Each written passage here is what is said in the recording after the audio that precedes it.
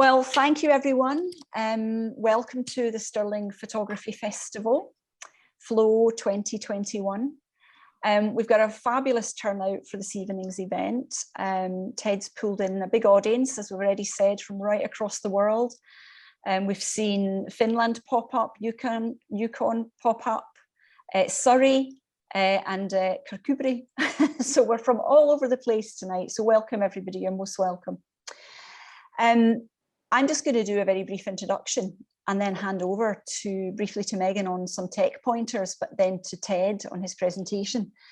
We were absolutely delighted to be able to take some of our events online this year, because last year we didn't really run the festival to its sort of full potential.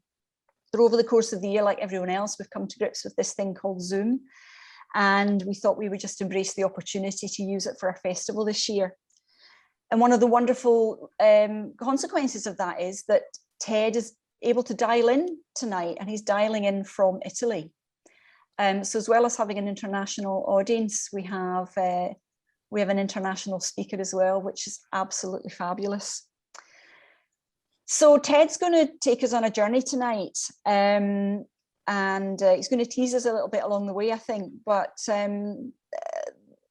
Ted is a photographer, an environmentalist, a businessman, an entrepreneur. He's had a very colourful career and a very colourful life. He'll share that with us, looking very modest there. But the environmentalist thing has sort of woven its way through Ted's career, and his business and entrepreneurial interests were in the area of renewable energy. And nothing's kind of more sort of front of mind for us all at the moment than the environment. And with the spotlight being on Scotland this coming October, November for COP26, it feels really more than appropriate to have Ted talk to us tonight about sustainable photography and what that looks like, and what we might all learn from Ted, the work he's done and the way he works and the practices he has. Very briefly, in terms of how I came to know Ted, I think we've probably all heard of the term 6 degrees of separation. If you live in Scotland, you'll know it's more like 3 degrees of separation. It's so small, this country's a village. But my brother was a lecturer in Yorkshire and used to work with Joe Cornish. And Joe introduced my brother to Ted and Morag's work. But not only that, when we came back to live in Scotland, my family and I, after a number of years abroad, we came to a new village, kids came to a new school, we met another new family, and they were very good friends of Morag and Ted as well. So there you are, 2 sets of 3 degrees of separation. Maybe that's 6 degrees, I don't know. So it's lovely to have you here tonight, Ted. Really looking forward to going on a journey with you. And just whilst you're setting up and getting your presentation ready, as I say, Ted's dialing in from Italy, so he's probably going to have to shut down his video in order to run his presentation. So whilst he's doing that, Megan is just going to touch on some tech stuff with everyone to keep us all on the smooth run tonight. So thank you again, Ted, and thanks, Megan. Yeah, hi everyone, I'm Megan. I'll be sort of operating the chat this evening, just popping in appropriate links where Ted is talking about things. And if you do have any comments or questions throughout, please feel free to pop them in the chat. We'll probably get to most of the questions at the end. But please don't feel discouraged about that. Put in your questions. We'd love to know how you're feeling throughout the whole thing, and I will save them for the end and we'll go through them. So hopefully you should be, are you getting a share screen now, Janie? Yep, brilliant. Okay, in which case, let's begin. First of all, thank you, Janie, and to the festival for inviting me along to speak today. And thank you all for also attending. It's nothing without you guys coming along. So the flow theme that's been set by the festival, hopefully there'll be an element of flow from, I know as some of you have seen Morag's wonderful talk, and you'll already see the background behind me, an element of flow from Mog's screen. But hopefully there'll be an element of flow. Mog and I are married, and we collaborate on a number of projects, our photography projects. So there's an element of flow that you'll see in my work that is also in Mog's, but I think you'll also see two different artists coming at subject matter in very, very different ways, which hopefully will be interesting. And hopefully one of the projects I'll be looking at is the Danube, and in anticipation of what looks like an amazing talk by Mihai on the 22nd. So hopefully there'll be an element of flow between the two. Now, I've left the title deliberately ambiguous this evening, and I'm going to try something out. This may not work, but I'm going to try something out because we're interactive, and explore something for a bit of fun that we can hopefully pick up at the end. So what I want you to do is, if you wish, as the talk continues, just write down in the chat what the title means to you, how you interpret that title. And then if we've got time at the end, we'll explore some of the responses and perhaps my own thoughts with respect to the title that I've put up. So now, sorry, we're not, there we go. Okay, so the talk itself this evening, with respect to the two huge passions of my life. One is photography and the other one is environment. And it's really about the choices that I've made and continue to make as I realize both those passions. I think it's going to be more like a canoe ride than a meander, and there's going to be several pretty rapid waterfalls in there as well, and I'll probably get to the end of the talk and there'll be a few rapids as I run out of time as well. But what I'm going to try and explore is a number of my recent projects in a little more detail, but put them in the context of earlier periods of my life and how a combination of my life and work have changed the way I think over time. So the story actually begins back in 1988, and it starts in London when it finds me in the inspiring career as an accountant. This was my first career after college, and it lasted a grand total of about 3 months before I realised that perhaps this wasn't the career for me. And instead, I decided to become a part-time shop assistant selling cameras at Jessop's on New Oxford Street. I had no idea how to run a business, no direction of travel really. All I really knew was that I didn't want to do accountancy. I've been doing that for long enough and that I really needed a change. So the next 3 years of my life revolved around really quite a random series of commissions, magazine articles, shooting actors' portfolios, and actually the odd bit of photojournalism as well. The image on the right here is actually in the poll tax riots, which was certainly one of the most adrenaline-filled portions of days of my life. It was incredible how things have changed since those times. You were shooting in film, you'd take them along to Fleet Street, to the newspapers. They would effectively process the negatives, choose the images they wanted, and you'd run to the next newspaper to see if they'd take some of the other images. And it was fascinating. And then really at the end of this period of my life, I had 6 months where I was lucky enough to be the expedition photographer on an expedition down in Chilean Patagonia. And on returning to London, seeing the city after being in some very remote places, first of all, I fell out of love with London, but I also fell out of love with just being a photographer. It really wasn't enough. I'd had the taste of what landscape photography was about. I wanted a career in that, but I couldn't see how to make it work. So I basically headed back to Cornwall for the summer to really try and work out what I wanted to do. And whilst I was there, I had a chance of meeting with a wonderful guy who asked me if I was interested in doing some voluntary work in what was then a very fledgling renewable energy industry. There wasn't indeed a single wind farm, solar farm in the UK at the time. And I found this fascinating. It was I was very aware there was an ethical debate between big business and the environment. And from my auspicious accountancy career, I could now use that to realize that if the bottom right-hand corner of a corporate spreadsheet is not in the positive, then absolutely the environment would lose. And so it seemed like an opportunity for me to, due to the visual impact of wind turbines, if nothing else, it would raise the awareness with respect to the climate emergency and demand of people that they start thinking about where their electricity comes from.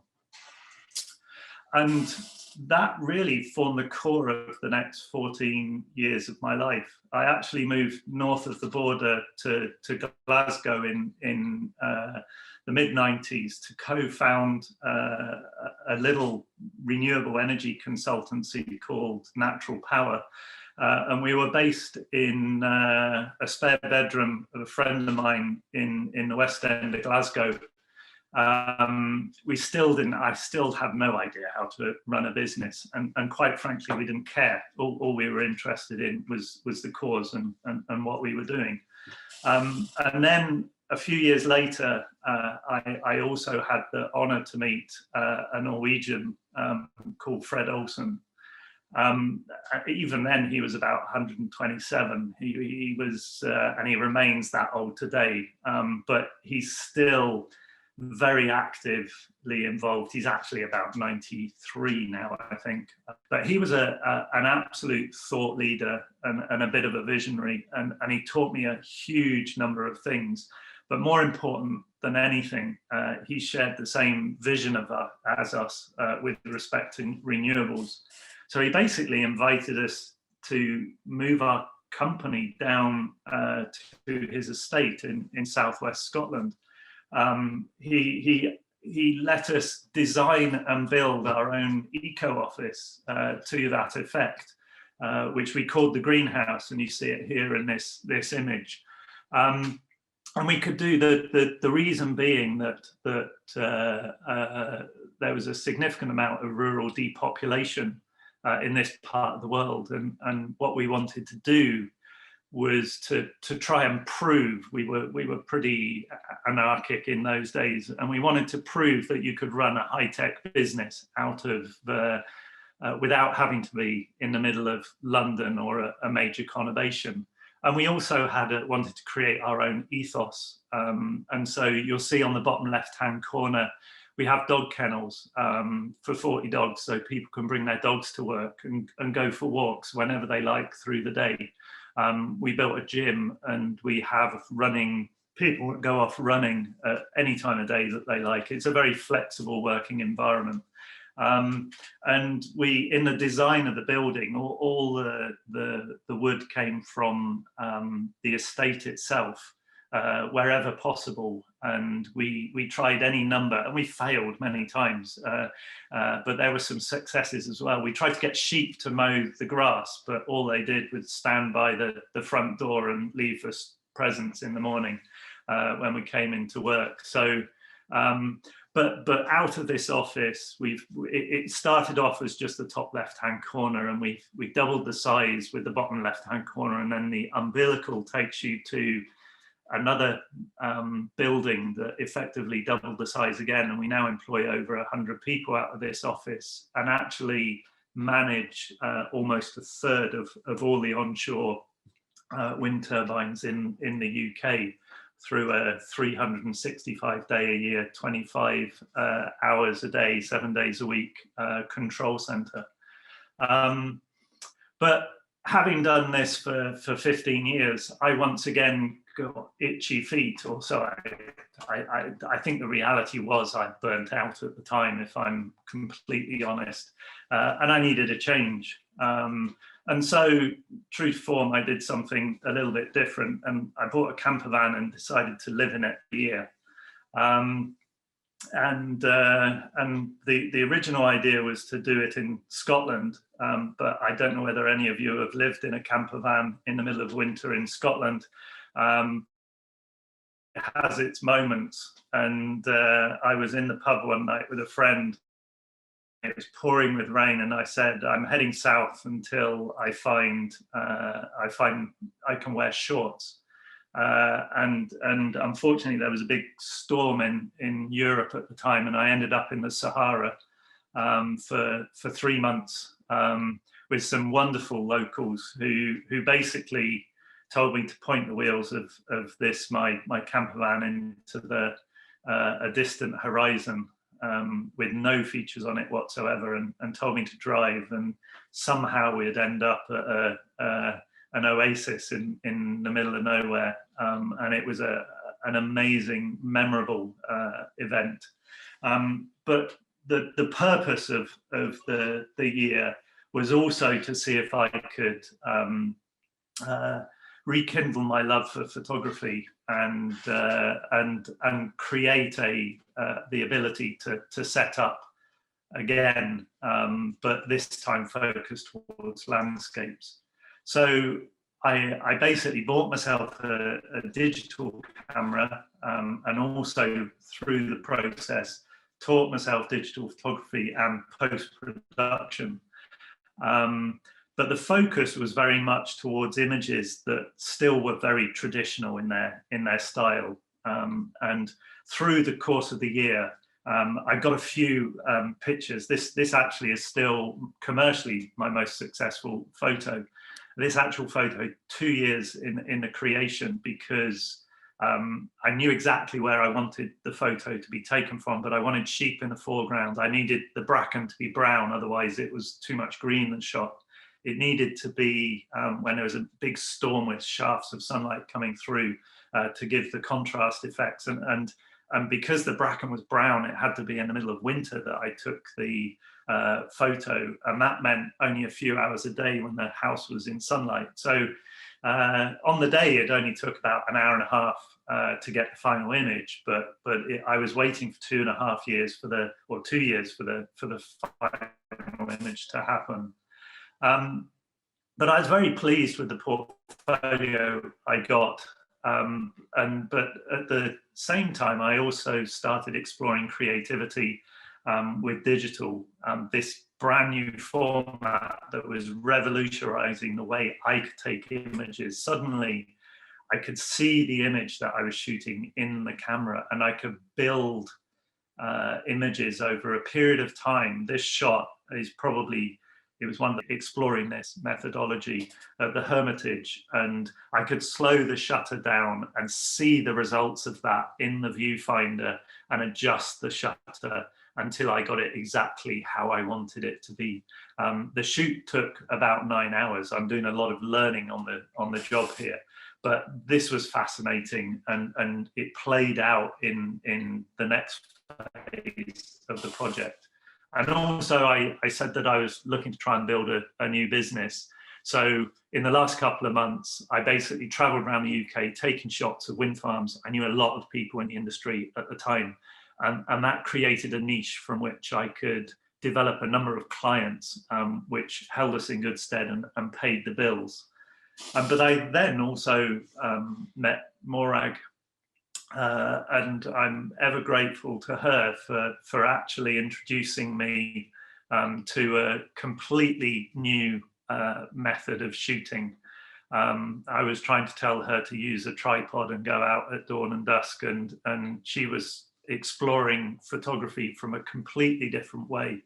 But we effectively arrived at what was brand new at the time, ICM, what I prefer to call impressionist photography, and it was an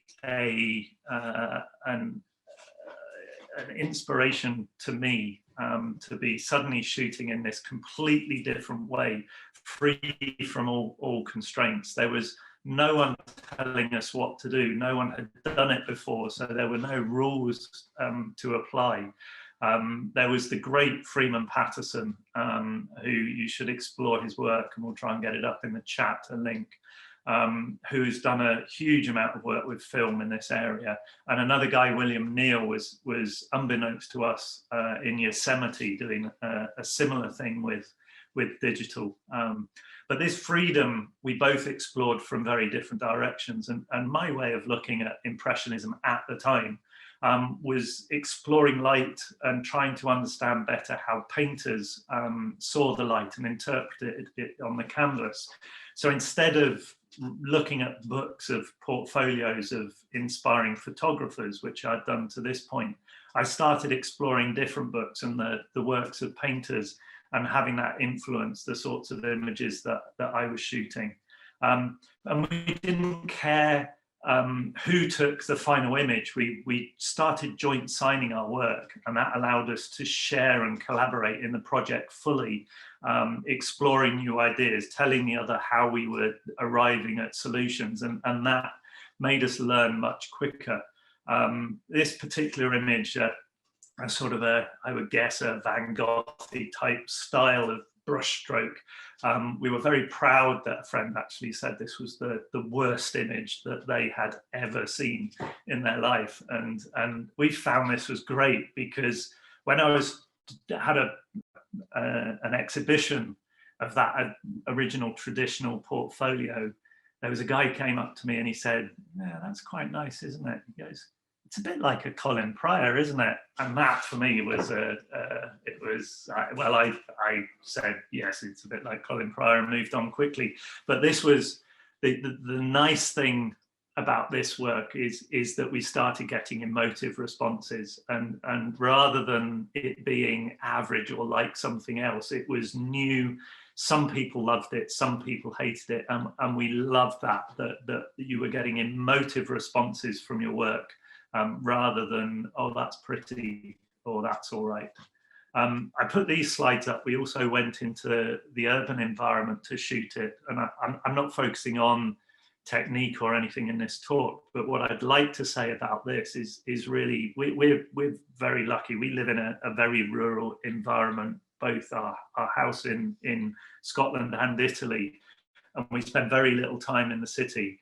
But what I really want to say, and if you only take one thing home with you, is that to be creative, it doesn't matter where you live.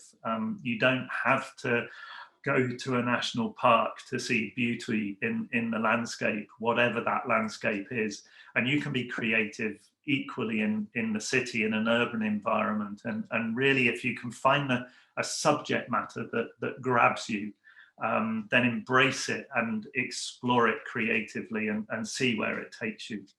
So the other thing that we were also doing was we started teaching and running workshops to teach this technique in Dumfries and Galloway. And our clients started, and we started discussing with clients about other venues. And one of the venues that I'd always wanted to visit, and subsequently has become one of my favorite places on the planet, was Iceland. So we traveled to Iceland and did a recce of the island, trying to find some iconic locations, reviewing on the website and on the web, on Google, places to take clients, and places like I mean, literally at the time, every other image for a year or two seemed to come from, on social media, seemed to come from the iceberg beach at Jökulsárlón. And we basically, what we did was try and take images that would attract clients to come on our workshops, as opposed to any others. Perfectly natural, and we'd put them on social media and on the website and in newsletters, and build our client base that way. And I think all the other workshop providers at the time, also as the workshops grew, we started looking for ever new locations. Each workshop we ran, we tried to find a few new places to take people, and we'd go ever more remote, and not only places, but we would also go to different venues. So we actually went to the Faroes and started running workshops from the Faroes, another incredible place to go. And we literally called End of the Land, this image, to the end of the land to find ever more adventurous opportunities. And we were in discussions about setting up trips to South America and Antarctica and Siberia and China and you name it. There was a whole range of projects that we had and that we were developing. And we had the model in place now of how to develop the programs, find the local supporters and hotels to help us through the way, know where the toilets are, very important when you're on workshops for clients and ourselves.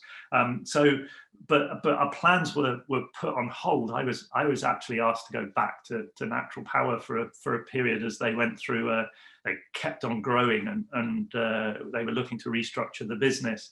And so for a few years we curtailed the growth model. We stayed with the workshops we were running. Morag set up a couple of subcontractors to do any commercial work that I happened to be doing for the renewables industry, and she was in charge of setting up all the operations behind the workshops. And in my holidays, I would turn up and be with Mog, the guides for the workshops. And as this period went on, so we started getting a bit more uncomfortable with the workshop, the growth potential that we were exploring in the workshops, and the environmental impact related with flying all over the world. So and doing it ourselves, on an increasing amount.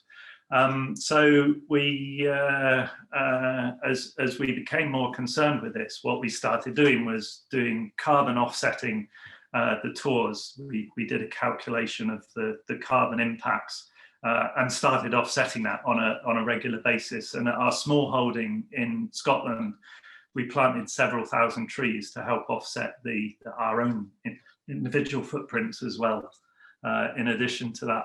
And with this feeling, I started seeing and looking at the landscape through a different set of eyes, and my attention started focusing on the interactions of man in his environment, and I'd focused each time we went to Iceland on having it as a case study for this exploration. This particular image is Route 1, that's a road, an iconic road which circumvents the entire island. It's 821 miles long.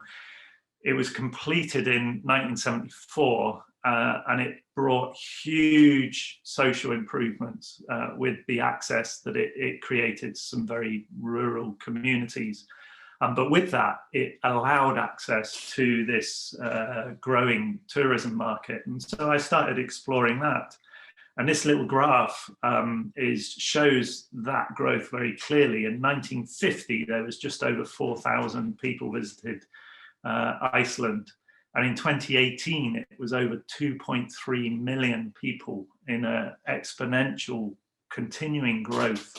And this is in a country that's got a population of 350,000. So it was a significant growth, and it was a magnificent success story for a country that went bankrupt in the credit crash of 2009. And tourism became a major part of their regrowth after that. But obviously, with all that growth comes an impact, and there's a carbon footprint. And the reason I chose Iceland as my study area was because it was an island community, and it had so every tourist that was coming was either coming by ferry or cruise boat or air and leaving again. And this graph shows all the support industries that really grew up with that amazing success that was happening. It brought jobs, it brought money back into the community. It was fantastic. And I also explored the iconic venues themselves. So this is one of my favorite venues at Godafoss, just outside Akureyri. In the top left, you'll just make out a single figure, tiny in the landscape, and on the opposite side of the bank, you'll probably see that person's car at a car park there, and really very little else. And wind the clock forward 5 years, and you see essentially the same amazing landscape.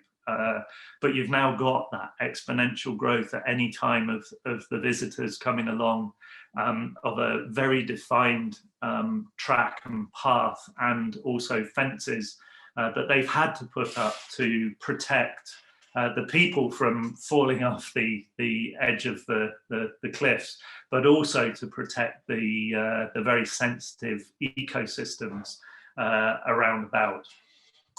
And also to protect these iconic environments. You started seeing the infrastructure into new parts of the island be developed as the western fjords opened up to try and relieve the pressure on these locations and take people to new locations around the island.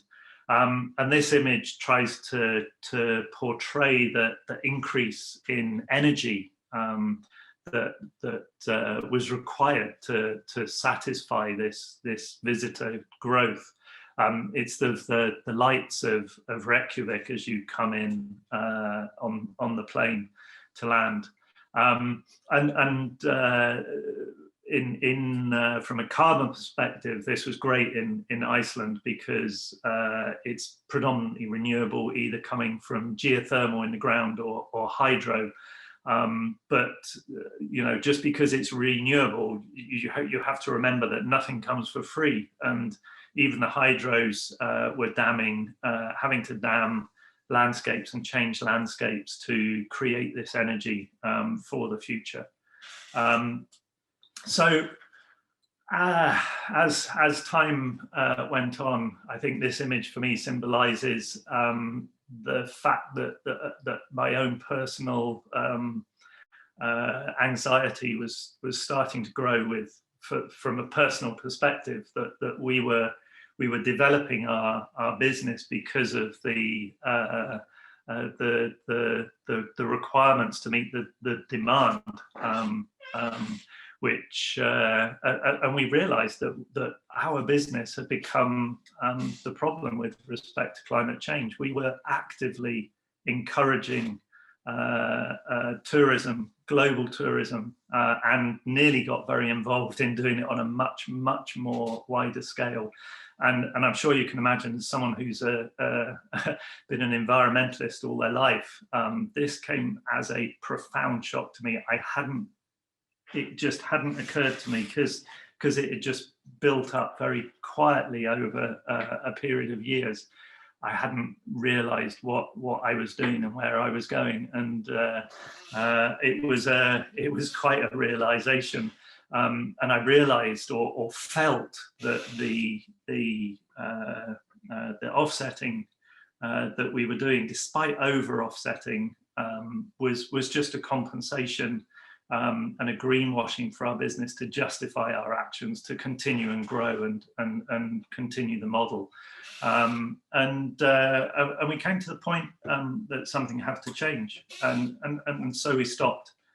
And we had existing commitments that we had to meet. People book up 2 years in advance, so we had to meet those commitments, and unfortunately just had to pull out of the very last one of them, which was a trip to Iceland that had been booked and then got delayed by COVID.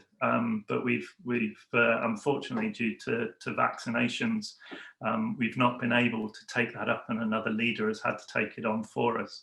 But we after that, the workshops have stopped. We're only running online workshops from now, and workshops where we can still do them in Italy and in Scotland, where it doesn't require air travel for people to come along.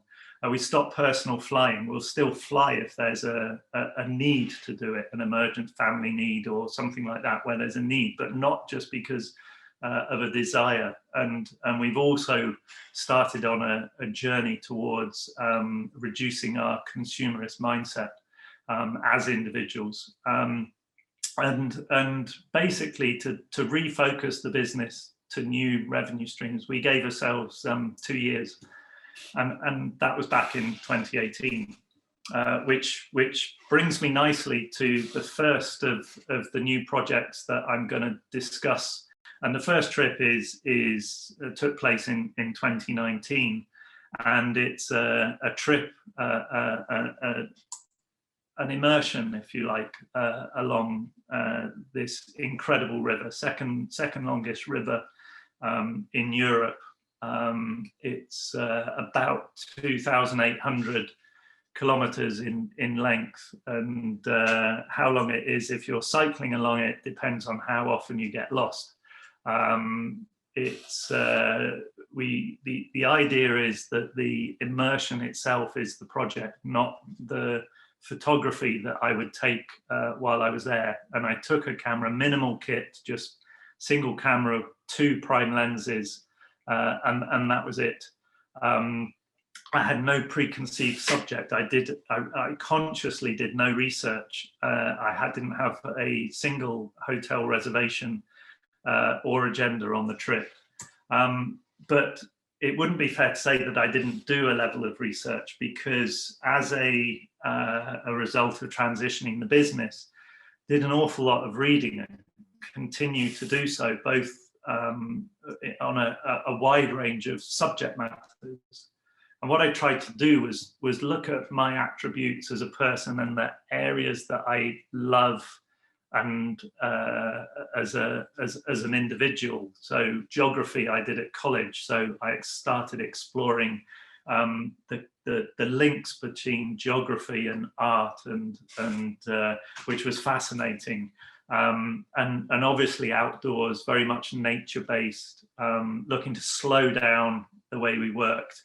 And so I started looking at the world in a lot of different ways, and you don't need to memorize all of these, everybody, don't worry, we'll put them up in the chat again. I think Megan's on that, she's put a thumbs up to me, so you can get these from the chat and download the chat at the end, and the talk will be recorded if you prefer to go that way. And so what we did was try and take that knowledge and apply it to the project itself. And the cycle I did with my brother, which when you do immersions is encouraged, doing them with other people. You get different ideas being bounced between the people, which was great. But the idea was that we had all our equipment with us. We had tents, we had our kitchen effectively, those beds. We could stop and we could ignore everything. What could possibly go wrong? And the other thing that I should probably mention is that I've mentioned the river's 2,800 miles long. The only thing that was a requirement was that exactly a month after we started the trip, we needed to be in the south of France for a family event. So we were time constrained, and that required us to effectively cycle on average 70 miles a day, 6 days a week. We gave ourselves a single day off a week to recoup. But that meant that I had to change my entire way of shooting photography. You've seen how long I take, hours, days, to shoot an image normally. That's my usual way of working. And here I had to be reactionary. I'm not even documentary because I'm on a bike and my camera's in the bag or not immediately to hand. But essentially, it's a documentary approach. And remember, the imagery here isn't the project. The project is the immersion itself, of which the imagery is a part. So it's not as important, it's more informative. I did also find very quickly that I did have preconceptions with respect to the river, despite my hardest attempts. This is how I saw it. I thought I was going to be days and weeks at a time in very remote areas, not seeing anyone, going through national parks, and it really wasn't like that at all. And very quickly, we realised that that wasn't the case. This indeed is the confluence of two small rivers, which is the source of the Danube. I had it as this crystal clear waters, as a spring on an alpine hillside, as I listened to Julie Andrews singing High on a Hill, but this was the reality that faced me, unfortunately. And it was also a building site, as you can see on the bottom left, because they were building a ring road around the town at the time.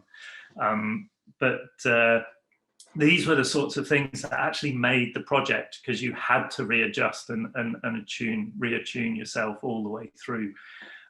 But there did emerge three main themes to the immersion, and the first one was a diary that I kept sporadically in the form of a blog through the course of the month. The second one was about 6 months after I'd returned home. I had a reflection of everything that had happened, both through the blog, what I'd written down as notes, and the images themselves. And then I produced a book. I wanted closure on the project, and so I decided a book was a good way to do it. And when I say I produced a book, I did actually just produce a book. I produced one book, and you're more than welcome to see it, but you're going to have to go and have a cup of tea with my mum, because I gave the book to her. And that gave me a very nice closure to the project. What I do find is I do use a couple of the images from these sorts of projects in other work that I'm doing and other projects. So I'm constantly getting informed and information with respect to the types of work that I'm doing. One of the things I've forgotten to say is part of this transformation in my practice is I'm entirely looking to focus my work now on issues surrounding climate change, and hopefully through that helping to raise awareness of the issue. So that's where some of the themes that you'll see coming out can be applied elsewhere. This is just a page from the blog. It's Mog's and my blog, Wanderings of a Photographic Duo. I don't intend to go through the blog in any shape or form. The point of putting this up is that I do see it as a really nice forum for expression, and a way of potentially getting closure on projects as well, if anybody's struggling in that regard, and also communicating your voice to other parties. It's a bit more emotive than a website portfolio, where you can add words of what you're thinking at the time. And I kind of like it for that. And I really prefer it profoundly to really Facebook and Instagram, which I try really hard at, but I'm very bad at doing on a regular enough basis. And then with respect to the reflection itself, I collated all these thousands of images and really quick images that I'd taken along the route, and tried to see if there was any themes. I certainly felt themes developing as I completed the project, and indeed they did start forming as I started doing my review, if you like. And what I did is I call these different themes threads, just ideas that come together of different things that really some of them quite obvious in a way, based around either my attributes or the project areas that I'm interested in. And this one, Building of Empires, this actually dates again back to my academic days as a geographer. I had a lecturer who was a Soviet specialist, and I also grew up obviously in the midst of the Cold War, and I had in my head this preconceived idea of what the Soviet Union and the Eastern Bloc, as it was called, countries were were like, and my vision was of this grey, black and white world. It was full of rain and spies, and John le Carré was walking around, and there was this oppressed people that was being looked down on by Big Brother and told what to do. And here I was, it was 30 years later, and yes, there's substantial state infrastructure wherever you looked, but I was amazed at the colour that was within that landscape that was still so present, if significantly derelict a lot of the time in the lower reaches of the Danube. And I would say that the architecture, which I'd always told was completely uniform and the same for every single person in every single town, was whilst not always beautiful, it was certainly no worse than what Le Corbusier and other architects in that vein were doing across the Western world at the same time. And I think my carry out, which was an interesting thing after I'd done my review, was absolutely not to believe everything that you're taught, and nowadays how you can explore through the web arguments from all sides before making up your own mind with respect to maybe a soundbite that you can see on TV. And I'm not going to talk about all the empires up and down, but the contrast between what I saw in that first part of the Danube to the manicured perfection of Austria and to a slightly lesser extent Germany was one of the most profound things as I reviewed my images. We were in it felt like I was in almost like a Truman Show landscape in the upper reaches at times, incredibly beautiful. And definitely an iconic tourist spot. But I actually felt quite uncomfortable. It felt like there was a veneer in some of this landscape that was almost hiding something behind the corner. And I felt more comfortable in the real landscapes further downstream, if I'm honest. And in the middle of these two extremes, and I put this down as another theme actually, I call it the planet's favorite drugs. But really it starts with I could only say cranes, because every city from Beograd to or almost all the way to Vienna, the skylines were filled with cranes and growth. And here you had two countries that had recently fully joined the EU. And the explosion of new building, new infrastructure, bridges, highways, high rises was absolutely extraordinary. And initially it was, and obviously this huge social improvements again that we're seeing with jobs and money coming into the economy. But you also saw something I felt slightly more sinister, and that was some of the scale of the advertising by the global corporations, and who it felt like had discovered their next new market to keep their bottom right-hand corner positive and make super profits, and this insatiable growth requirement for their delivery of shareholders' values. And I couldn't help feeling as though some of these countries were I could see all the good, but I couldn't help feeling as I looked along high streets that suddenly had global brands appearing in them, as though some of the uniqueness of the cultures was starting to, by the actions of the big corporates. It was an interesting thing that I absolutely, if I'd just visited any one of these locations, I would never have seen it. But because I'm spending an extended period along the whole course, it was significant.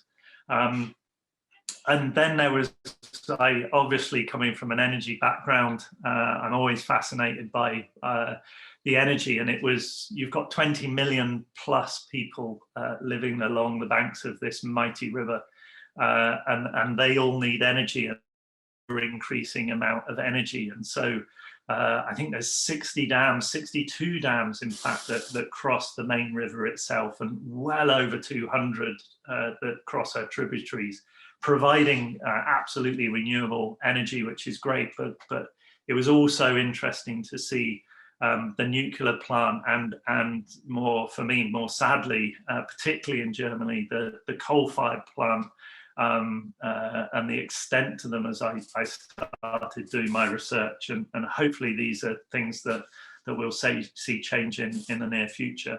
And wrapping up that growth, and this energy demand, and this capitalist consumer sort of model, was actually, here were the impacts of it as well. When we started out on the trip, there was a huge unprecedented flood in the lower reaches, and the flood was nothing local. The flood had happened way up in the Alps, and it was the snowmelt from the Alps have been combined with an unprecedented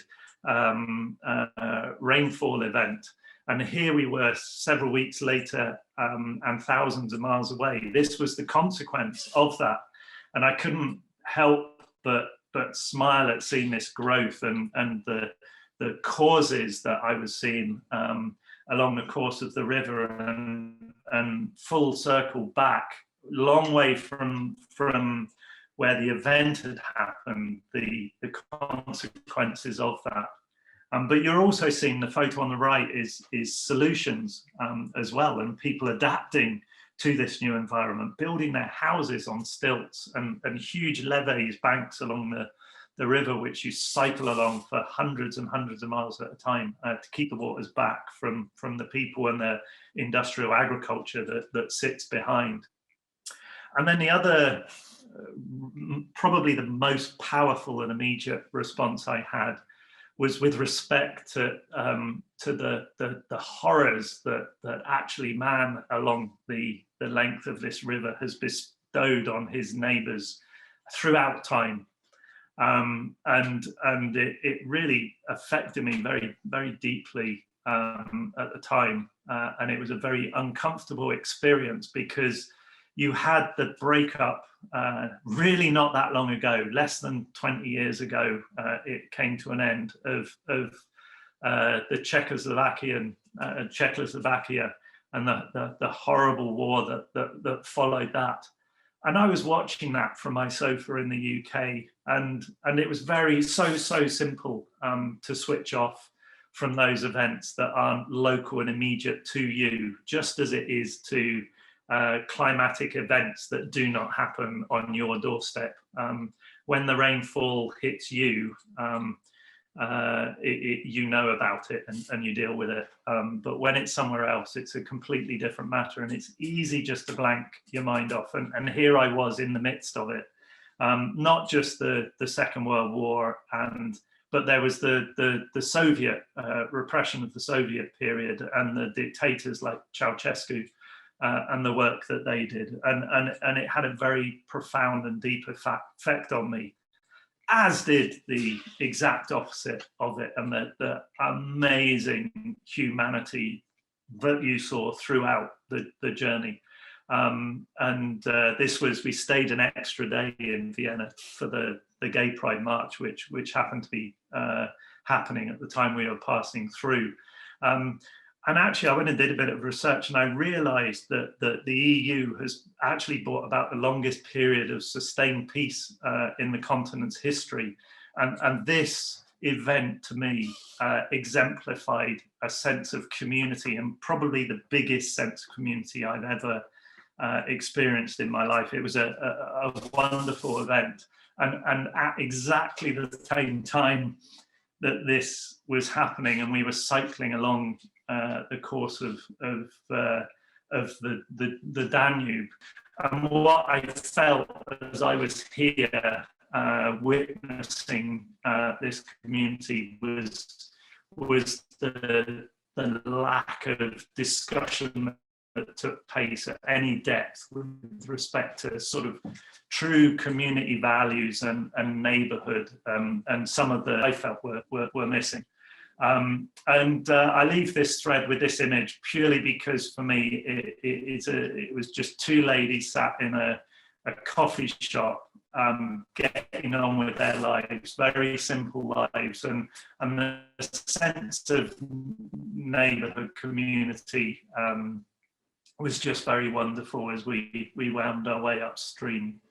Anyway, I'm starting to moralise, so we'll move on to the fifth and final thread of this particular immersion, and that is that I've said that I felt that we were really passing through the landscape because of this continued belief that we were immersed in. That was the actual embrace of the river itself, and we witnessed over the course of the month the true spectacle, not only of the cultures along her course, of the empires that have been built, of the tourism and the commerce and renewal process, but there was also the sheer scale of this really town on the far bank.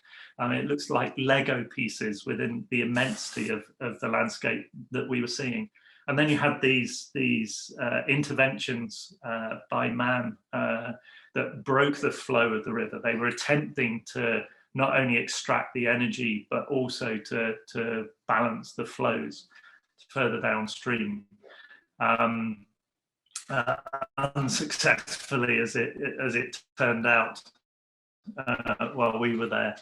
And obviously the consequences of all the actions of man within that landscape, and I think just occasionally of this river in her completeness. I mean, she isn't a romantic sort of tales of the riverbank sort of Swallows and Amazon-y type river. This is a absolutely huge continent forming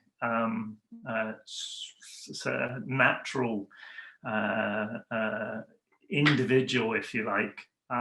It had a personality, she had a personality, and she's formidable as well. I mean, like the Midgie in Scotland, she's actually one of the few things that stopped the advance of the Roman Empire. And this was their boundary, as likewise it was the boundary of the Ottoman Empire, predominantly coming the other way.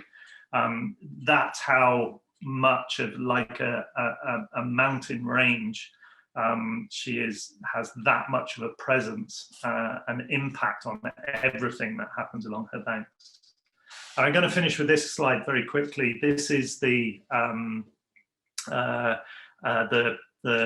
single image that represents everything that I've seen before. We're Romania on one side, Bulgaria on the other. I'm on the Peace Bridge that straddles the two, and you've got changing cultures, new architecture, you've got the turbulence in the waters and the detritus coming down from the climate impacts of man that are on the shores, but all of that dwarfed with the environment as itself. So you've got this huge environment that we think of as robust, but because of the interactions of man, you also have the consequences of that all wrapped up in this image. So we're going to move on because I know I'm running out of time rapidly, as I thought I would. We're going to move on. This is another immersion. This time we're heading to Italy. If you look on the slide at Monaco, and you go just to the right of that, you'll see a little town called Imperia, and there's a little white road heading out of there towards a blue line. Now, about halfway along that road, that's where we have a house here. And I wanted to explore the region that we were now starting to call home. So I decided that the blue line represents a walk, a 440-kilometre long-distance footpath along the Maritime Alps, the ridges of the Maritime Alps, from one end of the region to the other. And this seemed to me a fantastic opportunity for one another immersion, but also now we're getting closer to home. And this one was a walking immersion. So I had all my kit again in my rucksack.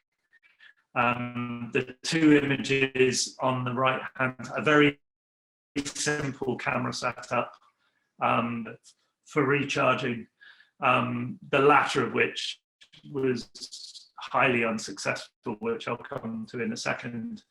And on the right hand side, you see the sort of landscape, absolutely beautiful. And so I naturally had each line, beautiful dawn and dusk shoots every day for a month. And sadly, that wasn't the case. Pretty much all the walking days I did, except for 3, I think it was about over 15 days, there was, it rained.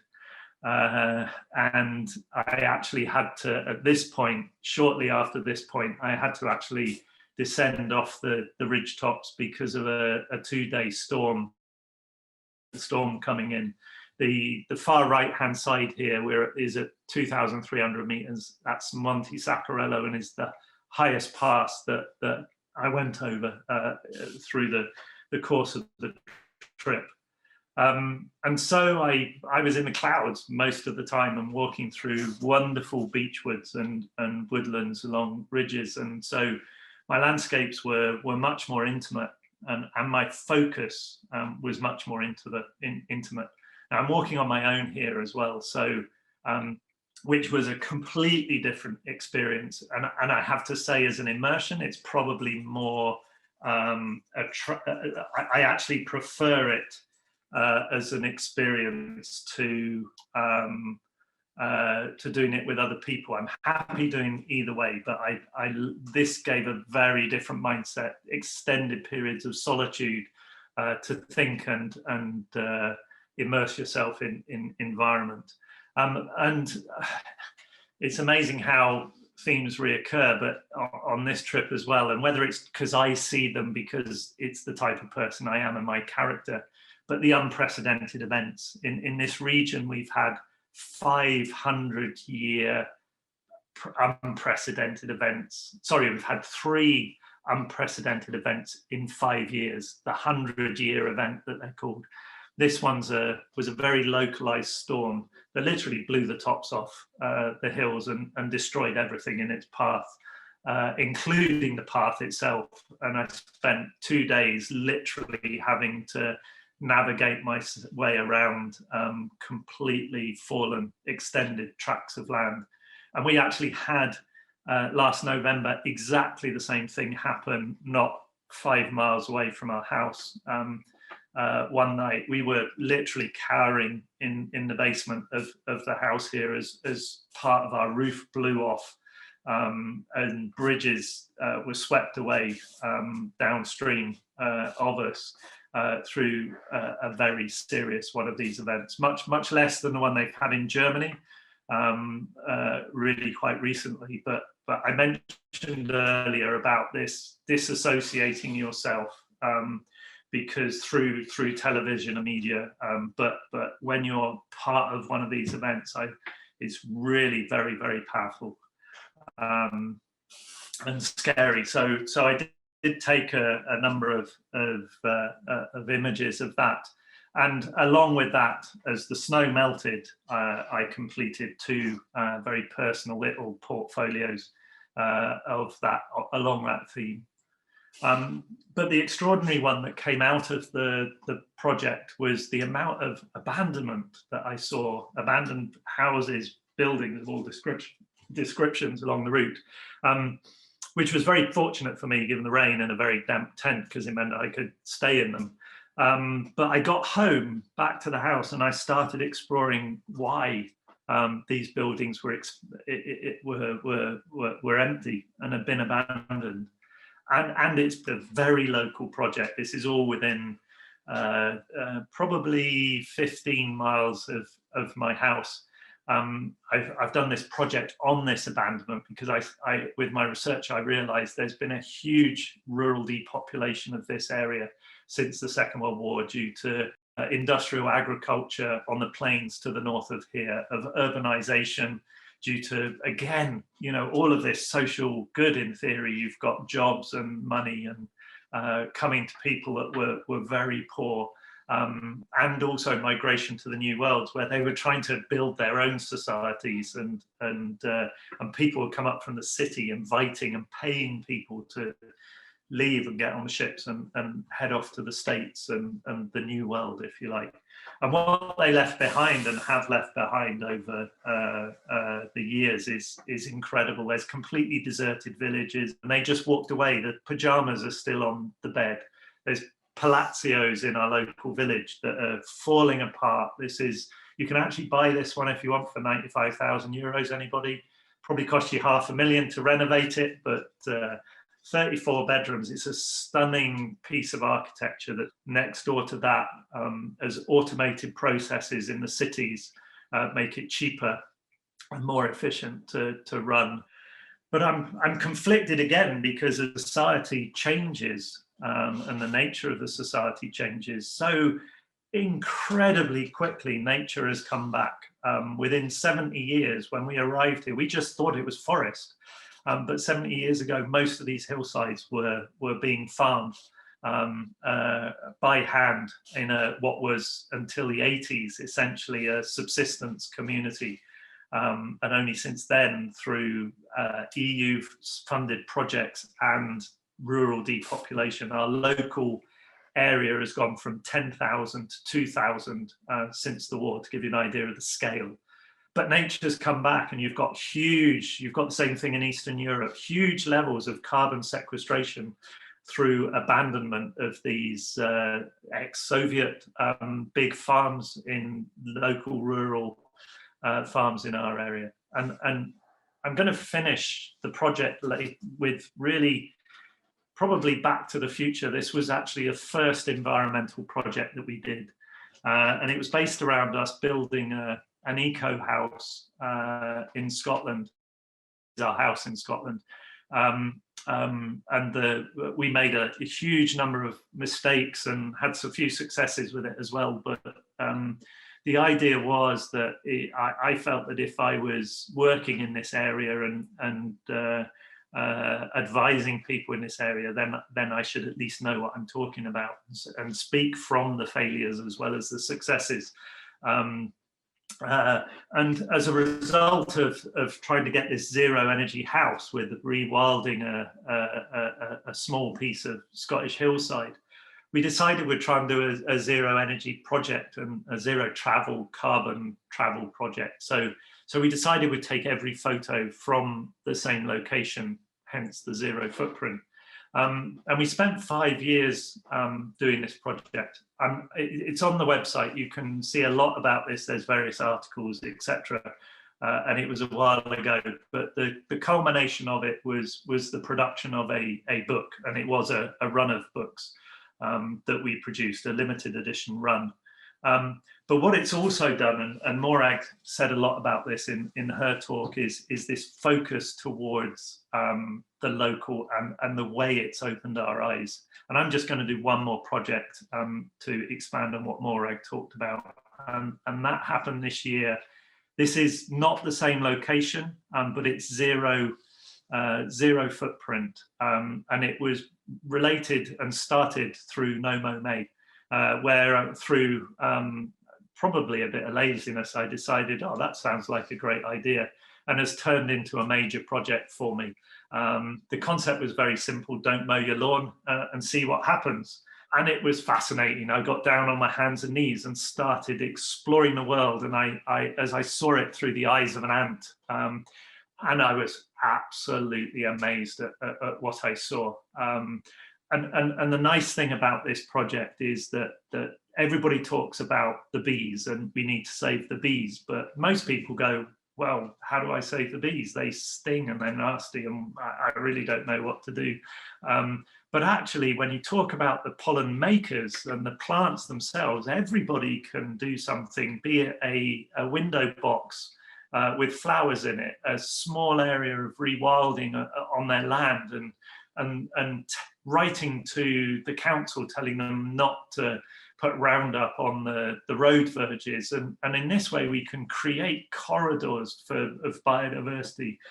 And as the project went on, I was just exploring this mysterious, amazing world. And I was finding creativity and creative photographic techniques as well. And it was fantastic to be there and realizing, quite frankly, that the landscapes and what I was seeing was every bit as beautiful as I had seen in Patagonia or any of the other places I've traveled in my life. And so I'm going to close the talk, hopefully not too far behind schedule, with why. Why do I do what I do? I think that it's really all about my passions, and that I found finally my purpose, which is to link the environment and my photography. We're still going to run mentoring workshops, creative mentoring workshops, and run the mentoring for people, but we're going to increasingly do that online. Mog's also involved, as we've reduced our carbon footprint, with setting up an entire photographic ICM community, which is run entirely online, doing collaborations with people in Canada, where they've never met each other, but they're doing entire photographic and art projects together without having the need to get on a plane. And we've also done it for us to reduce our stresses and to change our lifestyle, to simplify it. But the other reason is quite clear. Since 1990, remember that was the date I volunteered, and I volunteered in the renewable sector. That was the date and the year that all governments knew that climate change was real, and they started setting targets to mean that we wouldn't have a climate emergency. And since that date in 1990, half the gases that contribute to climate change have been emitted into the atmosphere. So in the last 30 years, in this generation's lifetime, in my lifetime, I've been part of it. And every time I look and get annoyed with myself and think, why am I doing this? That's not worth it. I look at this graph. This is from NASA. This is the last 400,000 years of global warming and cooling. And you can see, indeed, that has absolutely happened at all times. But then go to 1950 here on the right-hand side. Remember 1950 from Iceland a little while ago? And that was the date that just over 4,000 people traveled to Iceland. A few years later, 2018, 2.3 million. And look at the graph here, the temperature rise. Take this graph from a Dan Brown novel, and doesn't matter what you think of a Dan Brown novel, the lines on this graph all are from accredited sources like the WHO and the United Nations. And they're all showing, look at 1950 again, exactly the same graph in Iceland. And nothing, this is the impact of that at the marble quarry, this being Carrara in Italy, but it happens, and that everything we buy, every service that we have has an impact. And so just very quickly, what have we done? Some of this really simple things that you can do, amazing things that you can do that have a huge impact. And the biggest one that we did was call it, our local one is Scottish Power. So let's call it Scottish Power, but I'm not pointing any fingers. We changed our electricity supply to a guaranteed renewable electricity supply. Look at the table down the bottom. The fourth biggest thing that you can do is change your electricity supply. It's free, it costs no more money, and it takes about 15 minutes. And it's the fourth biggest thing you'll ever do in your life. If you have a pension, you can change it and require your pension provider to put it into sustainable funds.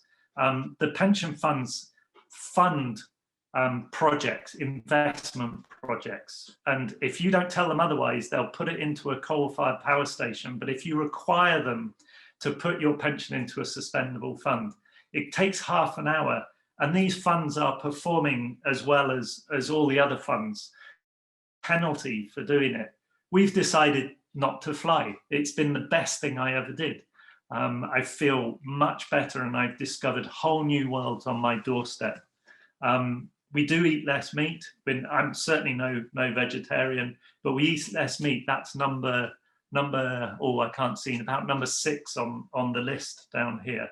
And the other biggest thing you can do, I wrote to my local MP 2 days ago, and he wrote back to me. It was a very standard response, but I didn't let him off the hook, and I wrote back to him again today, requiring him to answer the questions and not just politically answer the questions.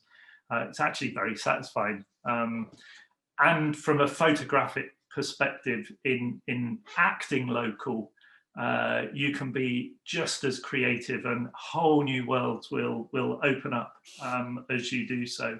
And also, if you're looking for inspiration, just at the top here, I've put in, try one of the carbon sequestration, Geeky Zero here. Again, we'll put it up in the chat. It's amazingly simple to use. It's fun, it's engaging, and it's educational as well. If you don't wish to do it, if you've got kids, give it to one of your kids and they'll do it, and then they'll tell you what you should be doing. But as a result of all of this, I feel I don't feel as though I've given anything up with all the measures that we take. I'm absolutely loving this new world, and listening and using all my senses to look at nature. Whereas I think when I was just seeing myself as a landscape photographer, I was looking purely visually. Now I'm using all my senses, and the photo that comes out at the end is a response of everything that I'm sensing.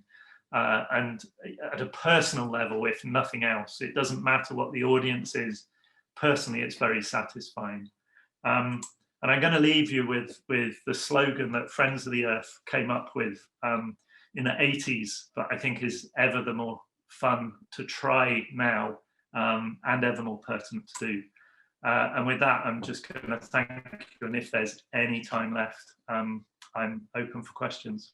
Thank you very much, Ted. That was wonderful.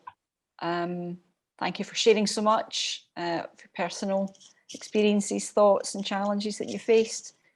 And I've certainly, my head is buzzing with my role and what I do, and how I can be more sustainable.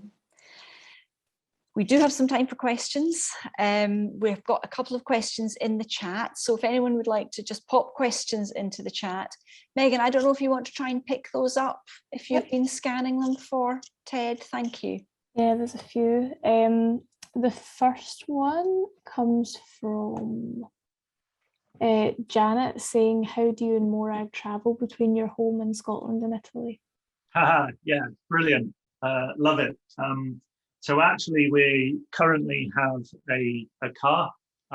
We've given up the flying, but we also have a dog, which makes flying very difficult. So we do have a car that we use, whether we're traveling singly. I've actually had to commute back for various meetings, and I do that on the train now rather than flying.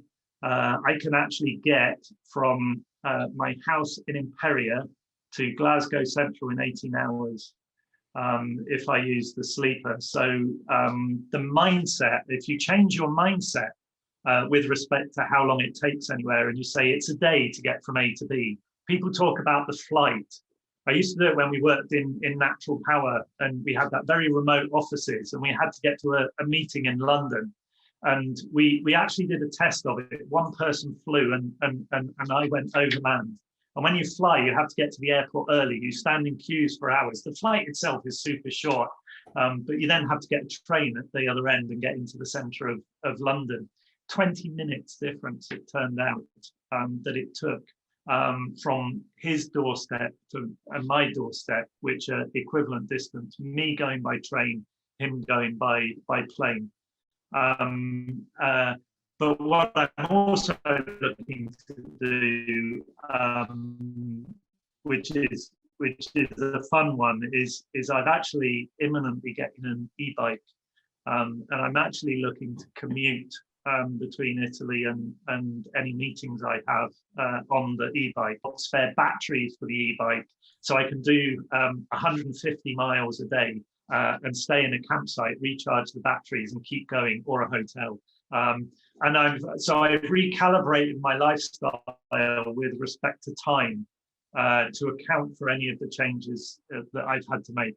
But it's probably worth saying at this point that our journey isn't a journey that I'm looking to impose on anybody or dictate how people should be living their lives.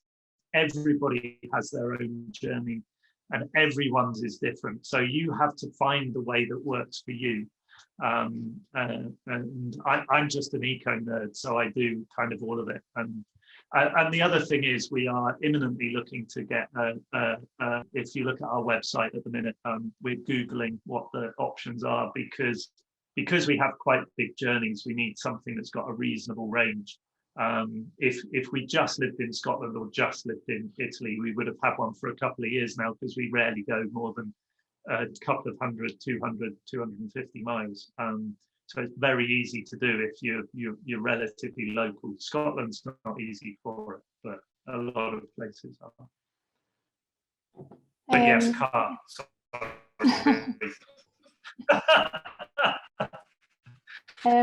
Dale was just asking if your Zero Footprints book is still available to buy. It is, yes. If you go onto the website, you'll see a link to the book, and or just send us an email, and we'll arrange for one to be sent. I think there's a few copies left up in Scotland, and we'll get someone to ship them out. So yes. Ian is asking, how will you use your work to affect change in the coming years? By giving talks like this, primarily. I'm going back to the renewable energy industry that I was a part of, and I'm going to re-engage with them to see if I can do it through them. I'm also part of a social enterprise. I chair a social enterprise that is looking at future sustainability in our local rural area. We've got a lot of wind farms in our local area, so I'm looking to try and join community with the developers to create more partnership type approaches. So I think that will be another area that I'll expand, but it's primarily through the life that I've led enables me to, or certainly drives me. I think that the renewables industry will survive now. It's now the cheapest and most environmentally acceptable form of electricity on the planet, and therefore it will globally drive itself forward. But there's other areas, particularly land use and natural carbon sequestration, I see as one of the massive areas that needs a lot of work done to it.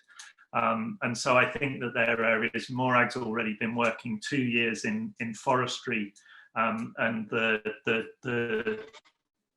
ideal treescapes that should be put into local landscapes. And I think that's another area. I actually took it out about an hour ago because I knew I was going to overrun, but I've got a whole project I've been doing through COVID, looking at monoculture, conifer plantations just around our house in Scotland. What are the challenges of running online workshops when so much of what you talk about is sensory and immersive? Wow, that's a great question. From Jeannie. That's a great question.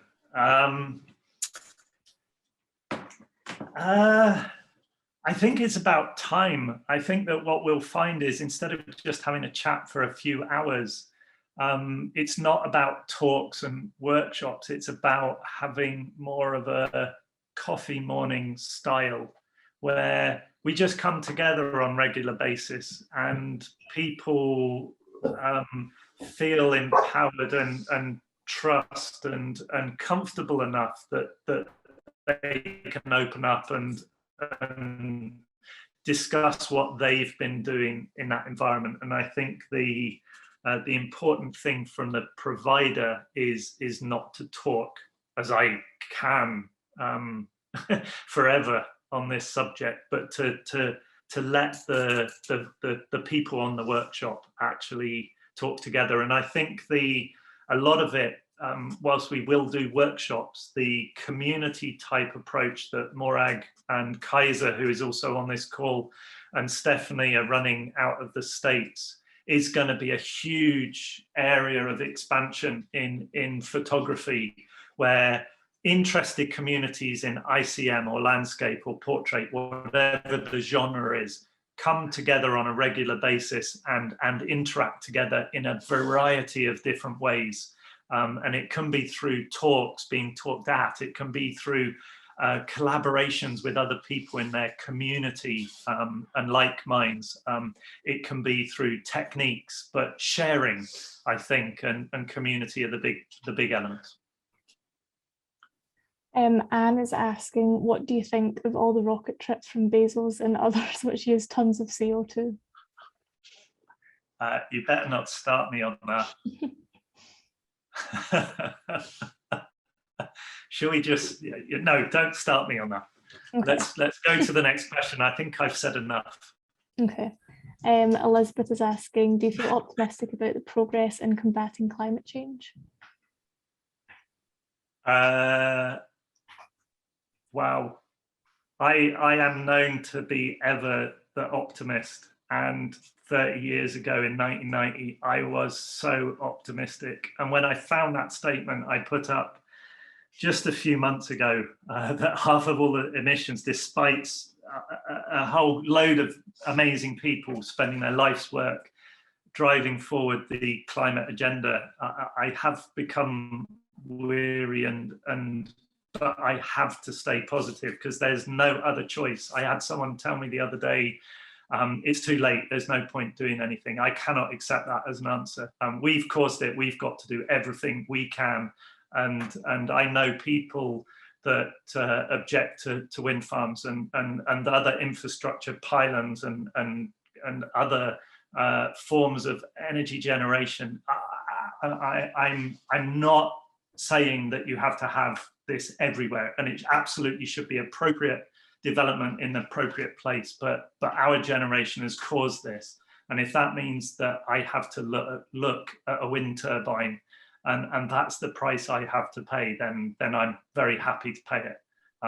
If it has a material impact on someone's life, that is unacceptable. That's great. I think that's a good question to end on, or a good impassioned answer to end on, Ted, so thank you very much for that. I mean, what can I say but a huge thank you? I think it leaves us all with something to think about, our own practice, also our expectations of each other and of those around us in our community. And I think just the role of photography and what we can do to contribute to the ongoing debate, as Anne has raised. How do we contribute to that ongoing debate and just keep the dialogue going, and consider also the legacy from COP26 for Scotland. Janie, could I just ask one thing, because this is a brand new talk for me. It's the first time I've presented this talk, and I would really welcome all feedback from anybody to my personal email address, the good, the bad, the ugly, because and the way it's presented, what's presented, because I need that feedback if I'm to move forward on my journey to help raise awareness. I realize it's very easy to put people off if you do things in the wrong way, and I may have done that tonight. So I need to learn as well. It's you never stop learning. So yeah, please send it in. Super. And if anyone just wants to drop a comment into the chat now, but what I would plan to do is follow up with all participants with a short feedback questionnaire, Ted, and we'll share that with you. Someone is requesting your Sure. email address, Ted. Do you want me to quickly type that in? Or can you do Type that? that in.